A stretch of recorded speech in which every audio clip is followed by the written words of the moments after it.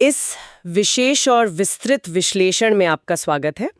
आज का हमारा जो विषय है ना, वो विज्ञान के बारे में हमारी सबसे बुनियादी समझ को पूरी तरह से चुनौती देने वाला है। हाँ बिल्कुल, और ये बहुत ही दिलचस्प होने वाला है।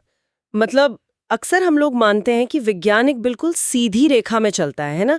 जैसे एक वैज्ञानिक ने कोई खोज की, वो एक ईंट की तरह रख दी गई और फिर दूसरा वैज्ञानिक आया और उसने उसके ऊपर दूसरी ईंट रख दी। सही बात है, एक बहुत ही शांत और स्थिर प्रक्रिया। हाँ, लेकिन जब हम थॉमस कुन की बहुत ही मशहूर किताब the structure of scientific revolutions, इसके नोट्स और ऐतिहासिक शोध पर नजर डालते हैं तो हमें एक बिल्कुल अलग ही कहानी देखने को मिलती है, एक बहुत रहस्यमयी और उथल-पुथल वाली कहानी। बिल्कुल, और आज के हमारे इस विश्लेषण का मुख्य लक्ष्य यही समझना है कि असल में ये वैज्ञानिक ढांचा कैसे काम करता है, जिसे हम पैराडाइम कहते हैं, वो क्या भला है। हाँ, पैराडाइम। वो जब वैज्ञानिक अपने प्रयोगों में बुरी तरह विफल होते हैं तो वे क्या करते हैं, और सबसे बड़ी बात, कैसे विज्ञान का ये असली इतिहास हमारी पाठ्यपुस्तकों में, मतलब टेक्स्ट बुक्स में, पूरी तरह से बदल दिया जाता है।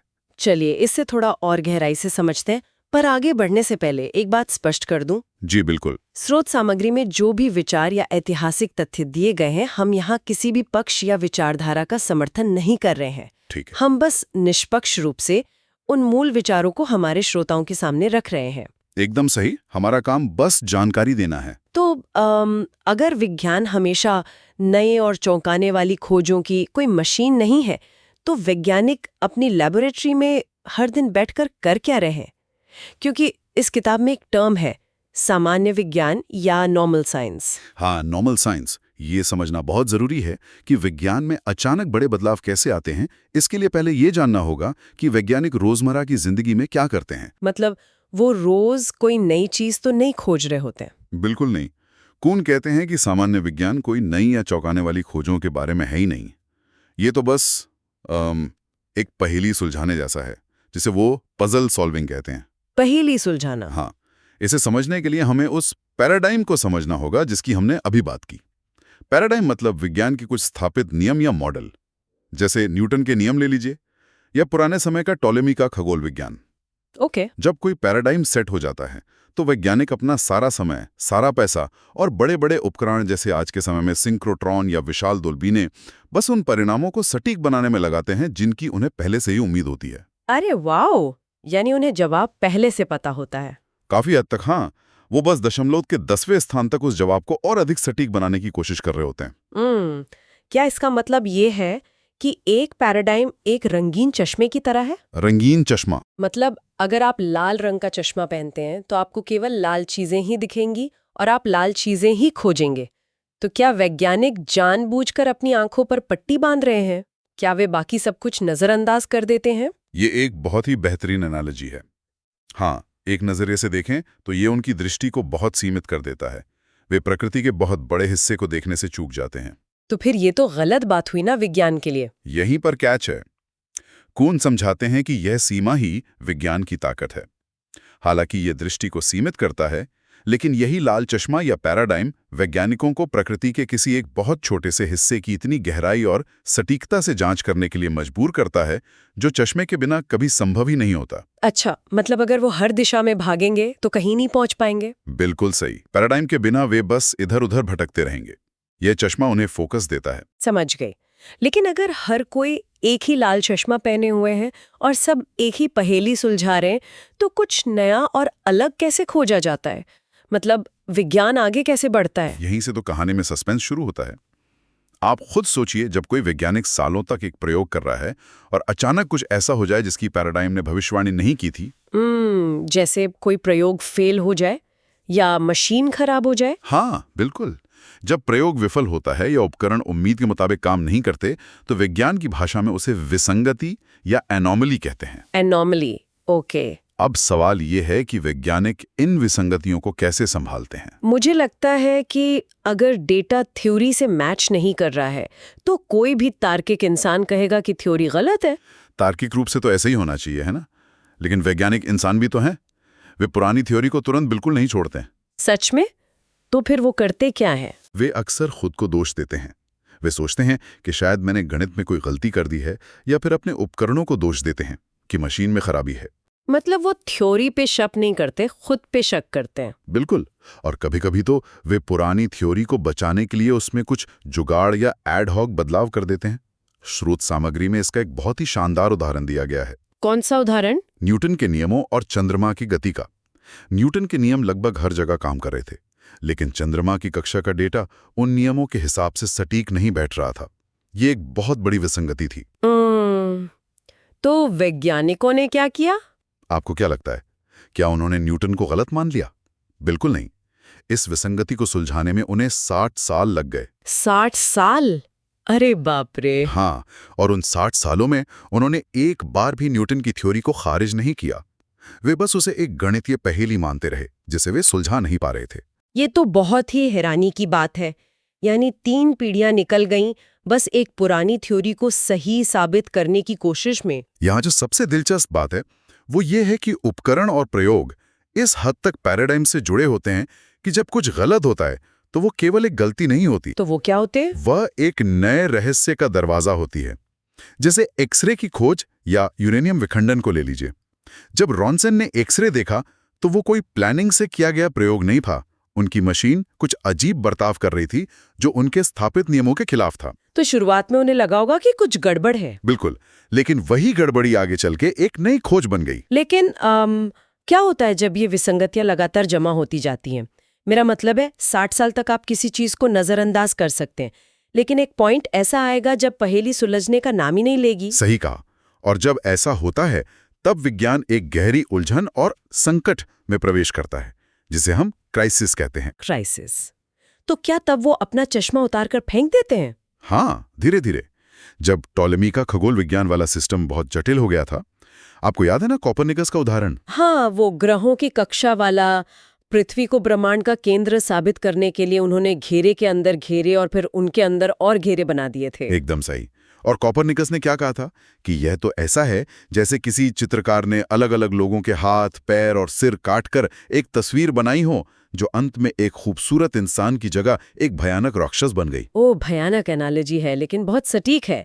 मतलब थ्योरी इतनी भारी हो गई कि वो खुद की बोझ तले दब गए। बिल्कुल। और जब मैक्सवेल के सिद्धांत में दिक्कतें आईं तब भी ऐसा ही हुआ था। नियम धुंधले हो गए और वैज्ञानिक जो कल तक सिर्फ नियम मानते थे, वे अचानक कलाकारों की तरह अलग अलग मॉडल्स को बेतरतीब ढंग से जोड़ने लगे। और फिर क्या होता है? इस क्राइसिस के बाद ही वैज्ञानिक क्रांति होती है। Scientific revolution. अब यहाँ बात सच में बहुत दिलचस्प हो जाती है, क्योंकि जब कोई नई थियरी आती है, जैसे कोपरनिकस का ये कहना कि पृथ्वी नहीं बल्कि सूर्य केंद्र में है, तो ये कोई छोटी बात नहीं थी। बिल्कुल नहीं। ये केवल एक नया तथ्य नहीं था, ये पूरी दुनिया को देखने के नजरिए में यानी वर्ल्ड व्यू में एक बहुत बड़ा बदलाव था। स्रोत सामग्री में इसे जेस्टाल्ट स्विच कहा गया है ना? ये जेस्टाल्ट स्विच क्या होता है? आपने वो मशहूर चित्र देखा है जिसमें एक ही तस्वीर कभी बत्तख जैसी लगती है और कभी खरगोश जैसी? अरे हाँ, वो मनोविज्ञान की किताबों में होता है। हाँ, तस्वीर की लाइनें बिल्कुल वही रहती हैं, लेकिन आपका दिमाग अचानक स्विच करता है और आपको कुछ बिल्कुल अलग दिखने लगता है। कून कहते हैं कि वैज्ञानिक क्रांति के बाद ठीक ऐसा ही होता है। क्या आप इसका कोई ऐतिहासिक उदाहरण दे सकते हैं? बिल्कुल, गैलीलियो और अरस्तू का उदाहरण सबसे अच्छा है। क्रांति से पहले अरस्तू के समय के वैज्ञानिकों ने जब एक पत्थर को रस्सी से लटकता और झूलता हुआ देखा तो उन्हें क्या देखा? शायद एक पत्थर जो नीचे गिरने की कोशिश कर रहा है। एकदम सही। वे मानते थे कि पत्थर अपनी प्राकृतिक अवस्था यानी जमीन पर पहुंचने के लिए संघर्ष कर रहा है।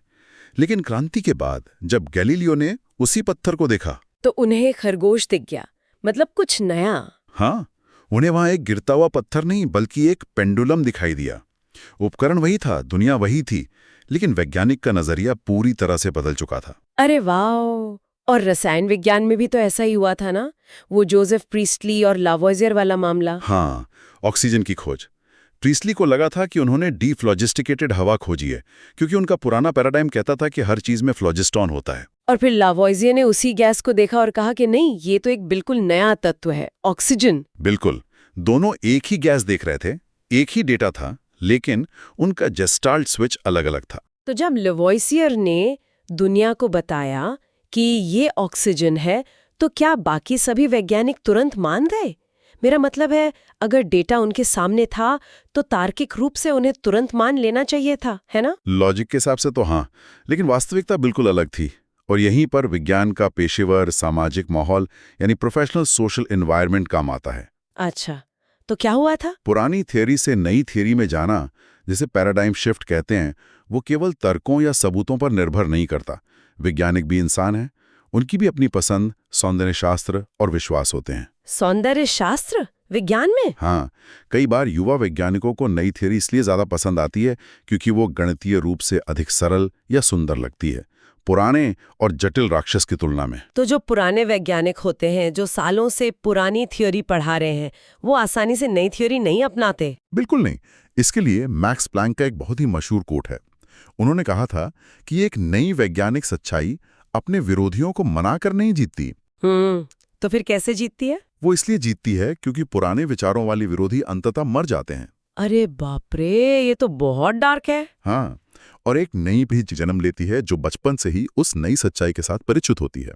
तो इसका मतलब तो ये हुआ कि विज्ञान किसी निष्पक्ष अदालत की तरह कम और एक सामाजिक समूह या सोशल क्लब के पीढ़ीगत बदलाव की तरह ज्यादा व्यवहार करता है। बिल्कुल, और ये विचार विज्ञान की उस पूरी तरह से तर्कसंगत और ऑब्जेक्टिव छवि को तोड़ देता है जो हमारे दिमाग में बैठी हुई है। ये सच में बहुत चौंकाने वाला है। लेकिन एक बात बताइए, अगर विज्ञान का विकास इतने झटकों, संकटों और पीढ़ियों के वैचारिक संघर्ष से होता है, तो फिर छात्रों को ये सब इतना आसान और एक सीधी रेखा में क्यों पढ़ाया जाता है? ये सबसे दिलचस्प सवाल है, और इसका जवाब हमारी विज्ञान की पाठ्यपुस्तकों यानी टेक्स्ट बुक्स में छपा है। कुहन बताते हैं कि हर वैज्ञानिक क्रांति के बाद विज्ञान की किताबें फिर से लिखी जाती हैं। फिर से लिखी जाती हैं, मतलब इतिहास मिटा दिया जाता है? हाँ, वे पिछली क्रांतियों को पूरी तरह से अदृश्य कर देती हैं। इसे इनविजिबिलिटी ऑफ रेवोल्यूशंस कहा गया है। किताबें ऐसा दिखाती हैं जैसे पुराने वैज्ञानिक भी आज की समस्याओं पर ही काम कर रहे थे। मुझे स्रोत सामग्री से जॉन डाल्टन का उदाहरण याद आ रहा है, डाल्टन और रॉबर्ट बॉयल का। बिल्कुल सही। आप ही बताइए, आज की केमिस्ट्री की किताबें डाल्टन के बारे में क्या कहती हैं? वो कहती हैं कि डाल्टन ने आधुनिक परमाणु थ्योरी यानी एटॉमिक थ्योरी दी और रासायनिक अनुपातों की समस्या को सुलझाया। हाँ, लेकिन ऐतिहासिक शोध कुछ और ही बताते हैं। डाल्टन असल में रसायन विज्ञान पर काम ही नहीं कर रहे थे। वे तो मौसम विज्ञान यानी मीटियोरोलॉजी की पहेलियां सुलझा रहे थे। सच में? वो मौसम वैज्ञानिक थे? हाँ, परमाणु थ्योरी तो मौसम के सवालों के जवाब ढूंढने के दौरान गलती से सामने आ गई, लेकिन बाद की केमिस्ट्री की किताबों ने उनके मौसम विज्ञान वाले हिस्से को पूरी तरह से गायब कर दिया और उन्हें एक आधुनिक केमिस्ट के रूप में पेश कर दिया। बिल्कुल, किताबों ने उन्हें आधुनिक रूप में पेश किया ताकि छात्रों को लगे कि वैज्ञानिक इमारत है जहां हर वैज्ञानिक बस एक नई ईंट ला रहा है। तो अगर हम इसे बड़ी तस्वीर से जोड़कर देखें तो ये स्पष्ट करता है कि जो इतिहास हम स्कूलों में पढ़ते हैं वो असल में विजेताओं द्वारा लिखा गया एक सुधारा हुआ इतिहास है, एक प्रोपेगेंडा जैसा। एकदम से। और इसीलिए विज्ञान के इतिहास का वास्तविक अध्ययन वैज्ञानिक सफलता की हमारी बुनियादी समझ को पूरी तरह से बदल कर रख देता है। तो इस सब का मतलब क्या है? हम इस पूरे विश्लेषण को कैसे समेटें? जो हमारे श्रोता सुन रहे हैं और नोट्स बनाना चाहते हैं, उनके लिए इस पूरी यात्रा का एक त्वरित सारांश क्या होगा? इसे 5 आसान बिंदुओं में समझ सकते हैं। पहला, पैराडाइम। ये विज्ञान के स्थापित नियम है, वो रंगीन चश्मा जो वैज्ञानिक पहनते हैं। हाँ। और दूसरा है सामान्य विज्ञान, उन नियमों और चश्मे के तहत रोजमर्रा की पहेलियां सुलझाना। तीसरा बिंदु मुझे याद है, विसंगति या एनोमली, मतलब जब प्रयोग विफल होते हैं और वो पुराना चश्मा या थियरी काम नहीं करती। बिल्कुल। फिर चौथा है संकट और क्रांति, जब पुराना चश्मा टूटता है, क्राइसिस आती है और दुनिया को देखने का नया नजरिया यानी गेस्टाल्ट स्विच जन्म लेता है। और 5वां और आखिरी बिंदु, हमारी पाठ्यपुस्तकें, जो इस पूरी उथल-पुथल को, इस खून खराबे को छुपाकर इसे एक बहुत ही नीरस और सीधी रेखा बता देती हैं। एकदम सही। आपने पूरी चर्चा को बहुत अच्छी तरह से समेट लिया है। ये सब जानने के बाद तो मुझे विज्ञान की किताबों पर से ही भरोसा उठ गया है।